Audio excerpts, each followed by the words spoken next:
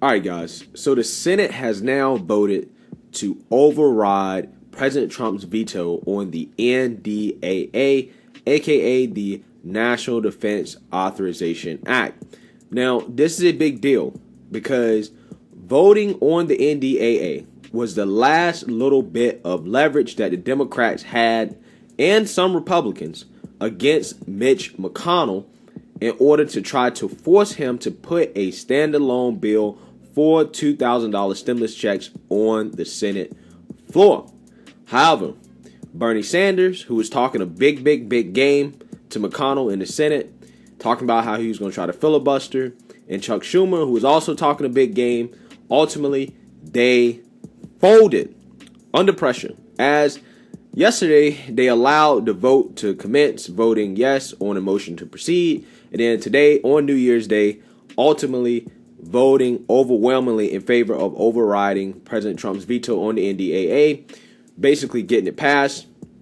And now, at this point, they have no more leverage, which goes to show, guys, in life, never trust a Democrat. They're weak, they're incompetent, and obviously, they're not great at getting things done, right? And now the official overturning of President Trump's veto of the NDAA represents the first time that Congress has overturned a presidential veto, and basically a direct message to the president from Mitch McConnell that Mitch McConnell thinks he's now running the party. But before we get in that, my name is Greg Foreman, and you're watching A Black Conservative Perspective. Make sure you like, comment, and subscribe. Most importantly, share A Black Conservative Perspective, a.k.a. a leftist worst nightmare. You can also follow me on Twitter at GForemanBCP. Let's get it. All right, guys. So like I said in the intro, I do think that what just happened in the Senate and Mitch McConnell pushing for a vote to overturn the NDAA and ultimately getting what he wants essentially is him sending a message to President Trump that I am the leader of this party, at least in my opinion. And he is currently working behind the scenes to take back the reins of the Republican Party. That is what Mitch McConnell is trying to do. All right, guys, so let's take a look here. A couple of days ago, President Trump had came out and tweeted that the weak and tired Republican leadership will allow the bad defense bill to pass. At least President Trump was aware that this was going to happen. Say goodbye to vital Section 230 termination, your national monuments, fort names, and treasures inserted by Elizabeth Warren, Pocahontas 5G, and our great soldiers being removed and brought home from foreign lands who do nothing for us, a disgraceful act of cowardice and total submission by weak people to big tech. Negotiate a better bill or get better leaders now. Senate should not approve NDAA until fixed. All right, so what President Trump is talking about here is that he tried to tie together the NDAA and Section 230. Basically, he wanted the repealing of Section 230 to be in there with the NDAA. Obviously, Mitch McConnell did not capitulate to those demands.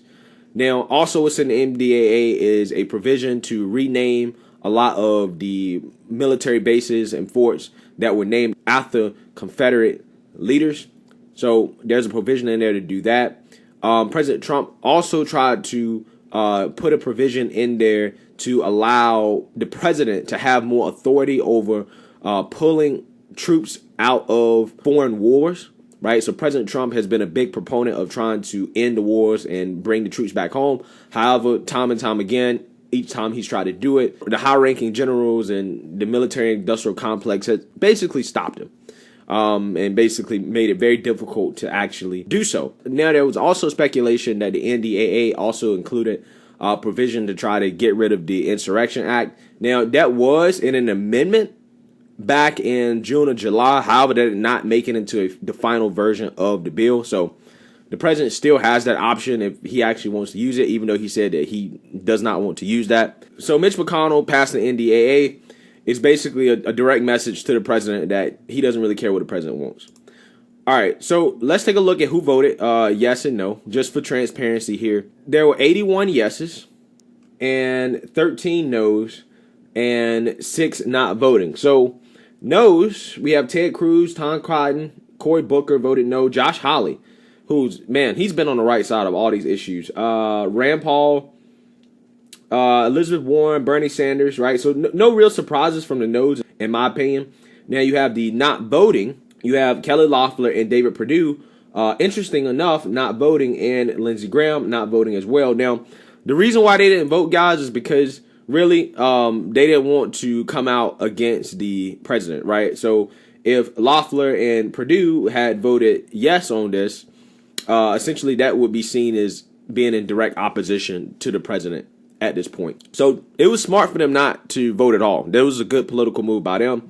They're definitely politically savvy, if nothing else. Loeffler and Perdue, they're very politically savvy. So now that that's done, this, in my opinion, effectively kills any chance of getting the $2,000 stimulus checks, at least in this current session of Congress. It's something that will have to be brought up again in the next section under the new Congress that will come in a couple days. So at this point, guys, this is it. Mitch McConnell got what he wanted done. He did what he needed to do. He's going to go home, and they're going to try to focus on Georgia. That's what's going to happen. So moving forward, McConnell is not only facing some backlash in his own Senate, but he's also facing some backlash from the broader GOP, as well as state legislators are listening to the voters in their states, and they are trying to investigate the voting irregularities and the election integrity of their states. And it's one of the state legislators from Pennsylvania, which is a state that's been under a lot of scrutiny, right, from the president and a lot of others, has stepped forward and asked Mitch McConnell and Kevin McCarthy, who is the minority leader in the House, to dispute the Pennsylvania election results until an investigation is conducted into the numerous claims of fraud. Until this is completed, the hasty certified results can't be trusted. All right, so he submitted this document, this letter to them, and I'm just going to go ahead and read the first two parts here and then go from there. Dear Congressman McCarthy, there are increasing concerns that the 2020 presidential election should have not been certified in Pennsylvania, with mounting and overwhelming evidence depicting election irregularities and extensive potential fraud. The fraud must be investigated, not ignored. Sadly, despite evidence, our governor and secretary of state inexplicably refused to conduct any investigations. Our republic cannot long endure without free and fair elections where each person has one legal vote. However, allegations of fraudulent activity as well as violations of election law in 2020 have placed the nation's eyes upon Pennsylvania. Without a thorough investigation into these allegations, the certification of Pennsylvania's election results is suspect at best. There has nothing to do with overturning any election results, but rather ascertaining if the allegations of fraud corrupted the outcome of the vote. There are simply too many questions that remain unanswered to say that the results can be trusted, and therefore the certification is premature, and the results must be disputed until an investigation is completed. All right. So essentially what he's asking for, guys, is for Mitch McConnell and Kevin McCarthy to object to approving the results of the Electoral College on January 6th. And he's saying that the reason for this is that he doesn't believe that his state of Pennsylvania, that their certification is trustworthy because there are too many questions. And in that same letter, he outlines all the details of the voting irregularities and the statistical anomalies and all the questions and evidence that they have to suggest that something may not have been right about the voting in Pennsylvania. Now, that's what he outlines in the letter. He sent this to Mitch McConnell and Kevin McCarthy, asking them to stand up on January 6th to, at the very, very least, question the results of the Pennsylvania election. So we will see if McConnell will respond to that. However, some other news has indicated that McConnell really probably is not going to be on board with this, as he tried to G-check Josh Hawley, who has come out as a senator and said that he's going to object to the vote, giving the GOP a senator and at least one representative. Now there's like hundreds of representatives apparently that's going to be objecting. That is needed in order to force a floor debate and vote in terms of accepting the Electoral College results. And Josh Hawley has pissed off a lot of GOP leaders with this announcement, as they were really trying to prevent this from happening by encouraging the senators not to object. Now, According to Axios, in an extraordinary conference called this morning with fellow Senate Republicans, Majority Leader Mitch McConnell said his January 6th vote certifying Joe Biden's victory in the 2020 election will be, quote, the most consequential I have ever cast, according to a source on a call and two other sources brief on the private remarks. Now, what Mitch McConnell means is that it's going to be the most consequential because he knows that he's going to vote in favor of certifying Joe Biden. He knows that. And because of that, he knows that he's going to take so much heat from the base. He's going to be seen as a traitor, and it could possibly end his political career and possibly fracture the GOP in half. He is right about that. What's going to happen on January 6th may fracture the GOP, like literally in half, between those who stand behind the president and those who don't. Some people may argue we're already at that point. But January 6th will solidify that because this is the last opportunity for the GOP to stand up for the president in regards to this election. This is the last opportunity for them to do it.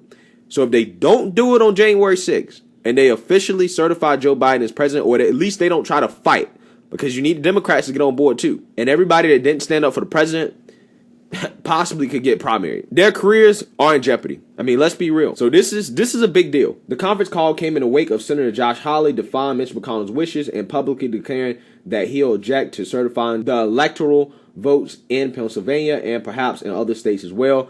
McConnell had previously urged senators not to force this vote, which he believed would put Republicans up for re-election in 2022 in a horrible position, forcing them to choose between defying the most popular politician in the party, Donald Trump, and undermining democracy. McConnell said on the call that the January 6th vote is a vote of conscience, these sources said. A source paraphrased McConnell as saying, I'm finishing 36 years in the Senate and I've cast a lot of big votes, including over war and impeachment.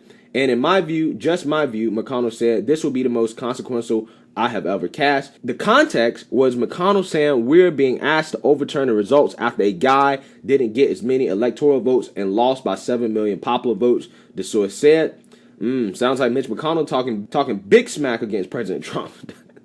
And behind the scenes, many Republican senators are furious at Hawley for forcing them to take what Trump is setting up as the ultimate loyalty test on January 6th. On the call, McConnell asked Hawley to explain what he planned to do on January 6th, said a source on the call. Then Indiana Senator Todd Young pressed Hawley on which states he planned to contest, and Pennsylvania Senator Pat Toomey defended the integrity of his state's elections. This is interesting because what Pat Toomey is saying is in direct opposition to his state's legislator in regards to the election integrity. Guys, again, that just goes further to let you guys know how divided the GOP is at this point.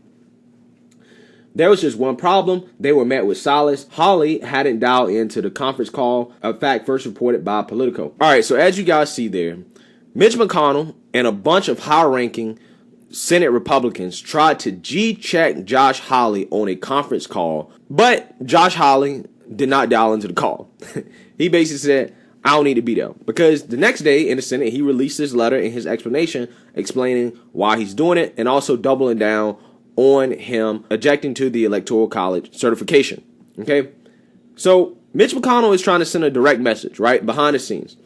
He's trying to tell everybody that, listen, I am the leader of this party. I control this party. You do what I say. He is trying to distance himself from the president at this point. He's trying to distance the party from the president at this point. His plan was to lay low and continue to fly under the radar while ignoring the president's demands until Biden got into office. And then once Biden got into office, the GOP was going to go about business as usual. That is what Mitch McConnell's plan was. However, it has become apparent that his plan is not going to work, at least without a lot of fireworks and a lot of drama and controversy happening along the way. At this point, guys, the biggest question is, after January 6th, regardless of what happens, after January 6th, it's going to be interesting to see how people perceive the GOP after that, right? How divided will the GOP be? And 2 or 3 months from now, 4 months from now, if Biden takes office, will people just forget about this and move on? Will they just fall back in line behind McConnell and the establishment Republicans? Or will Trump still be the leader of the party, and will he still have influence over the policy making within the Republican Party? I think that's the biggest question at this point. And in my opinion, McConnell's indicated that he sees a GOP future without Trump. Because if he actually gave a damn about what Trump said, this NDAA thing would have been different. He would have made a serious effort to try to at least modify Section 230. He would have made a serious effort to try to pass $2,000 stimulus checks. He made a serious effort to investigate the election. McConnell has not made a serious effort on any one of those fronts. He's come out and said that he, supports Biden. And that's basically where McConnell's at this point. He wants to go about business as usual. But it remains to be seen whether or not he's going to get his wish. So let me know what you guys think. Make sure you like, comment, and subscribe. Most importantly, share a Black conservative perspective. Peace.